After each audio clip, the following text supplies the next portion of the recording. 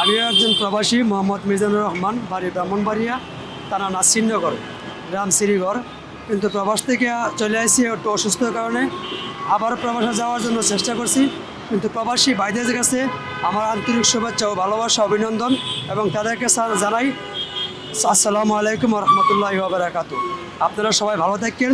কিন্তু আমি আবার প্রবাসে আসার জন্য চেষ্টা করছি, আপনারা আমার জন্য দোয়া করবেন।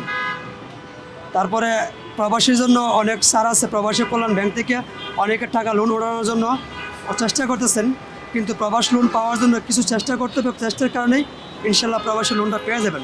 কিন্তু প্রবাস ভালো, ইনশাল্লাহ প্রবাসের জন্য এই বাংলাদেশ, তারা অনেক ভালো থাকেন, সুস্থ থাকেন, এবং আমার জন্য দোয়া কামনা করবেন।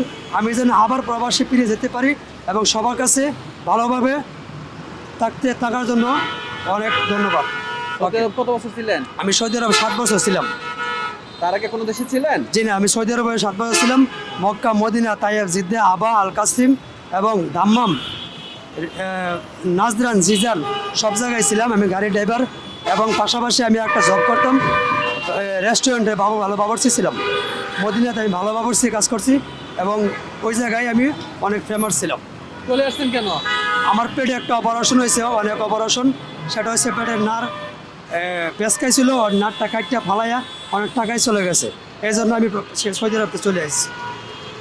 দেশে আসছেন কত বছর হলো? দেশে আমি বর্তমান 2.5 বছর চলে। কি করেন এখন?